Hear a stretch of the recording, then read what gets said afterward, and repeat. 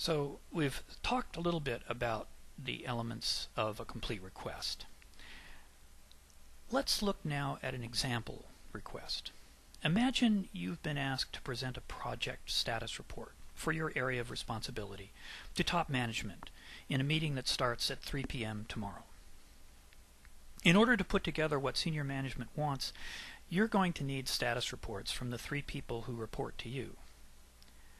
You figure you'll need an hour to put your presentation together once you have the reports from your 3 people. You look at your calendar for tomorrow and see that you have back-to-back meetings from 11 a.m. to 3 p.m. when you need to be ready for that meeting.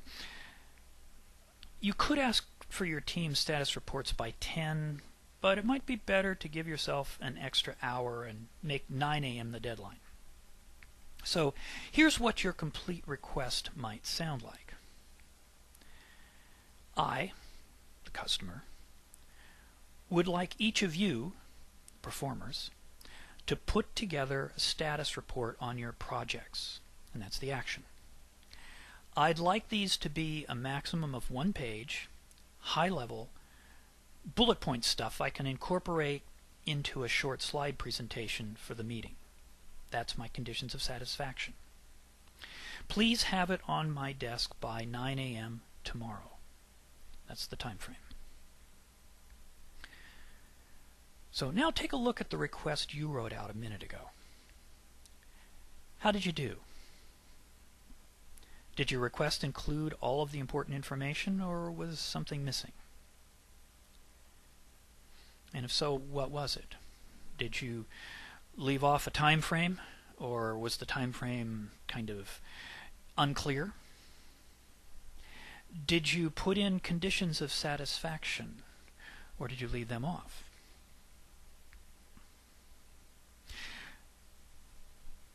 If you did leave something out, what difference do you think it would have made or will make, if this is a future request, if you were to put the information into your request?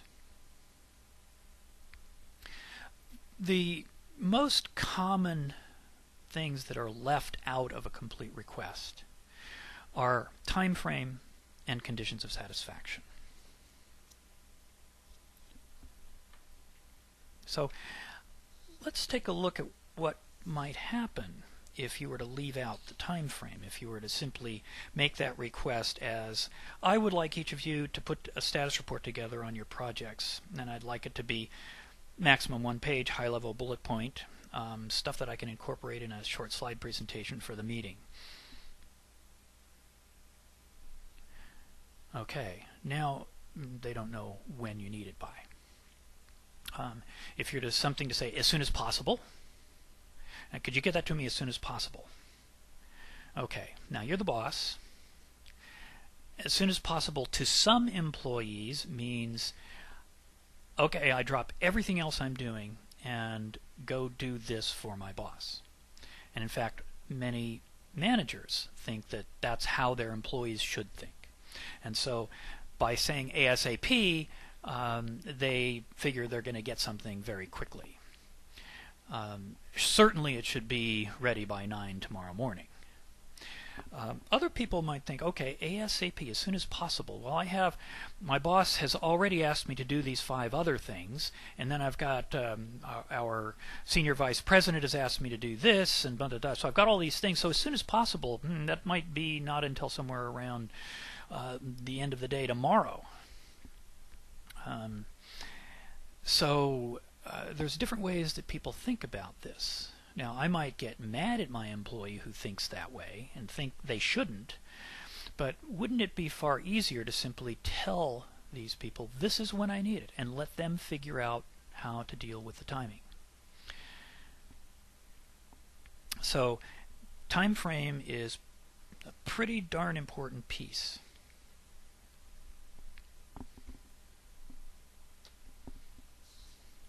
So let's think just for a minute about what a request actually does.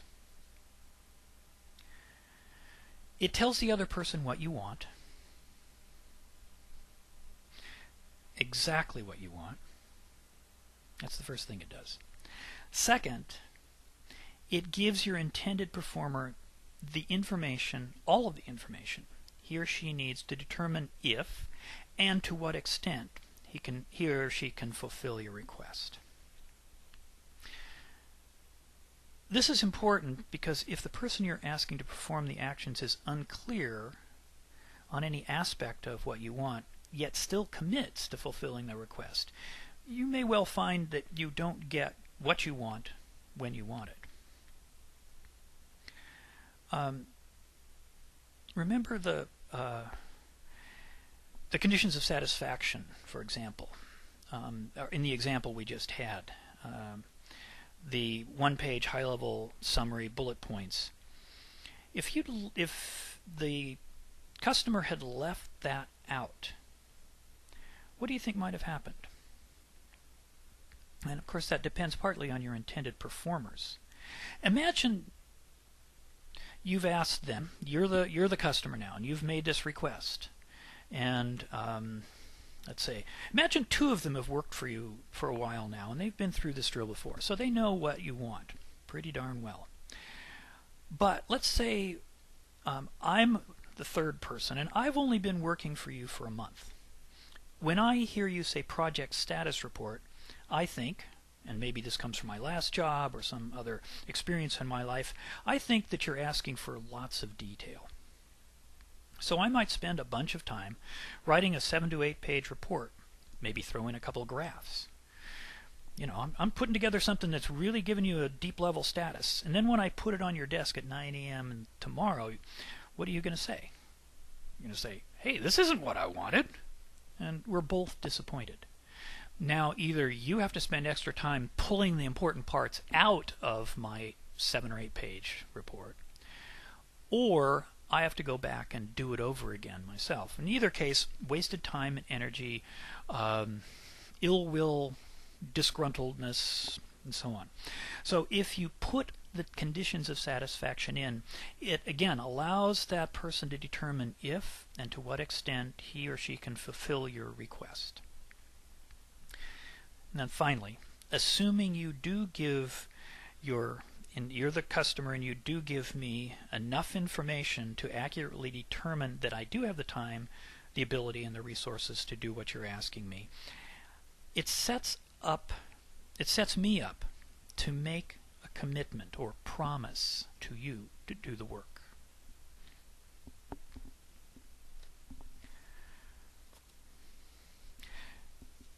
So how we actually make or put our requests into language, how we phrase it, how you rephrase your requests, can also have a big impact on how effective your requests are in generating the result you want.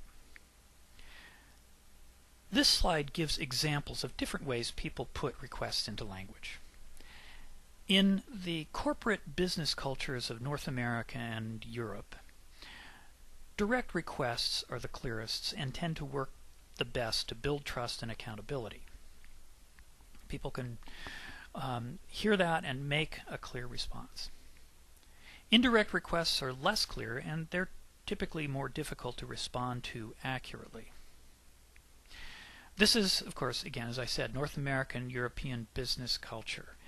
There are other business cultures in which direct requests are not made. People tend to make indirect requests, and often you have to be tuned into the nonverbal cues to know how to respond appropriately. But we're going to focus here on North American and European business culture. So making direct requests tends to be the best way to do it. You can soften them, make them indirect. I need, I want, why don't you? Those are softer ways of making requests, and they're less direct and easy to respond to. Will you please? I ask that you. I request that you. Much clearer. I'm making a request. It's very obvious. I want you to go do something, and here it is. And then there are sometimes people make really indirect requests. Examples here, this conference room is a mess. Now that simply may be an observation. But it also could be an unspoken request to please clean up after your meetings. It's almost 9 o'clock. Again, observation, look at the clock, it's almost 9, oh my goodness. It also could be an unspoken request, depending on the context. Something like, please bring me the status report for our 9 o'clock meeting right now. And then that last one is an interesting. We need to decide what to do about this right away. Now, that might be just a statement of fact, or it could be an unspoken request that might actually sound, if it were done right, something like, please come up with a plan to address this problem by the end of the day. Notice too in here, this is that, again, that unowned request that I spoke about earlier. We need to decide. It's not clear who the owner of the request is, who's the person making the request, and it's not really clear who the intended performer is. Those kinds of requests are often not even heard as requests. So how do you usually express your requests? How do you phrase them? And do they get you what you need?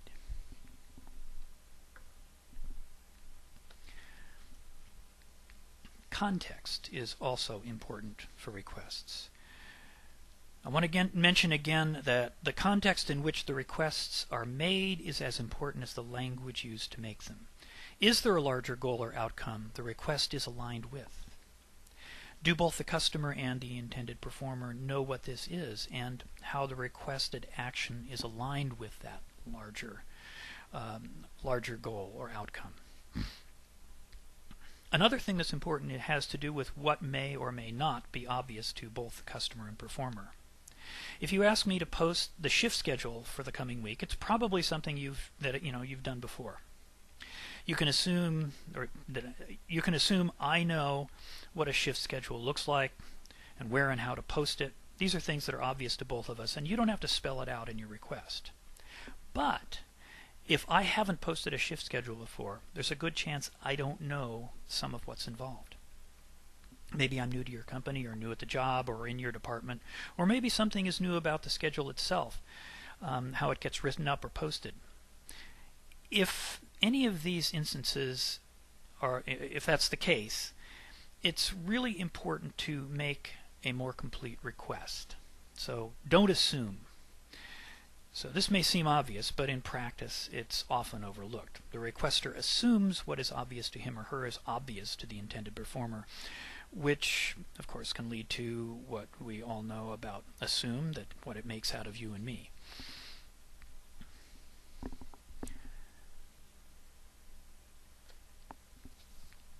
So things you want to avoid when making a request.